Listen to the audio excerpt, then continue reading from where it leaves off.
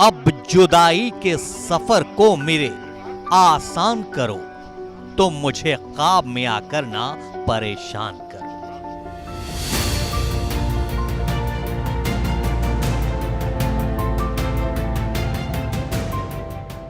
इसे ही तो मुनव्वर होना कहते हैं कि जुदाई के सफर पर निकलते हुए भी इस बात का गुमान रहे कि लाखों करोड़ों चाहने वाले उस मंजिल में भी ख्वाबों में ही सही याद तो जरूर रखेंगे। उनके शेर से गुलशन महकेंगे, नई नस्लों को पुरानी किताब से भी सबक मिलते रहेंगे। लेकिन इतना आसान नहीं है मुनव्वर होना।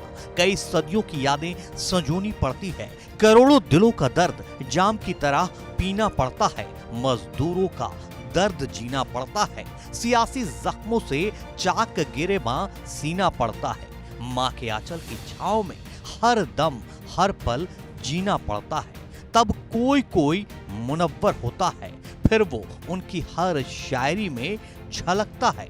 तभी तो मुनव्वर लिखते हैं, चलती फिरती हुई आंखों से अज़ां देखी है, मैंने जन्नत तो नहीं देखी है, माँ देखी है।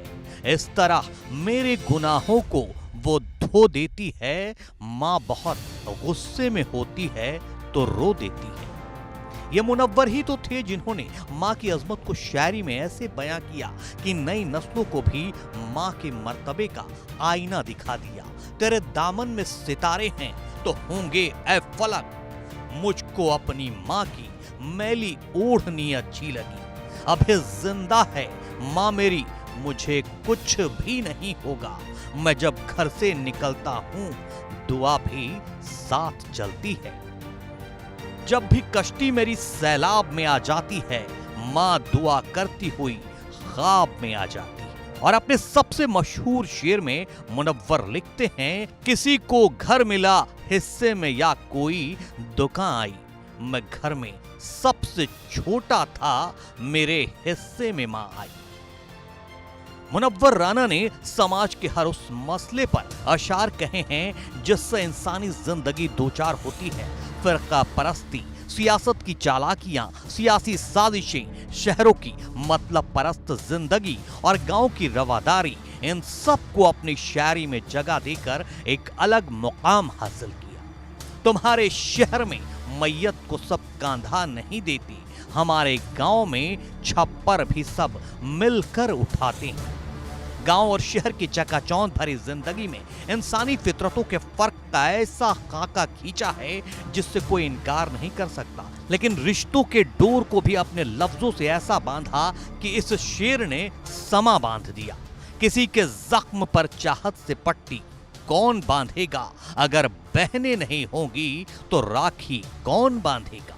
बहन की राखी याद की तो बेटियों से बिछड़ने का गम भी शायरी में संजीदगी से पिरो दिया।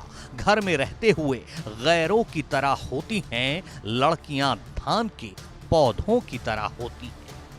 वो मुनव्वर का करिश्मा था कि जो अपनी आंखों से देखते थे उसे कलम की रोशनाई से शेर बना देते थे। इसलिए तो लिख दिया है कि सो जाते हैं फुटपाथ पे अखबार बिछाकर, मजदूर कभी नींद की गोली नहीं खाते, फरिश्ते आकर उनके जिस्म पर खुशबू लगाते हैं। वो बच्चे रेल के डिब्बों में जो झाड़ू लगाते हैं। बोझ उठाना शौक कहाँ है, मजबूरी का सौदा है। रहते रहते स्टेशन पर लोग कुली हो जाते हैं। सियासत में मुनव्वर राना ने कलम चलाया तो आंखों को समंदर बना दिया और लिख डाला, एक आंसू भी हुकूमत के लिए खतरा है। तुमने देखा नहीं आंखों का समुंदर होना, और आंखों के समंदर से भी आगे बात कहनी हुई तो कह डाली, गर कभी रोना ही पड़ जाए तो इतना रोना आके बरसात तेरे सामने तौबा कर ली। ऐसे ही नहीं कहा जाता कि इतना आसान नहीं मुनव्वर होना। आशिकी और मौशिकी पर कलम चलाई तो लिख दिया, तुम्हारी आंखों की तौहीन है, जरा सोचो तुम्हारे चाहने वाला शराब पीता है। कुछ बिखरी हुई यादों के किस्से भी बहुत थे, कुछ उसने भी बालों को खुला छोड़ दिया था। तमाम जिस्म को आंखें बना के राह तको, तमाम खेल मोहब्बत में इंतजार का है। किसी की याद आती है तो ये भी याद आता है कहीं चलने की जिद करना, मेरा तैयार हो जाना। जिंदगी की अपनी खट्टी मीठी यादों को समेटते हुए जब किस्सा गोई से थक गए तो फिर 71 साल की उम्र में मुनव्वर होने के बाद भी राना किस्सा अधूरा छोड़कर निकल गए।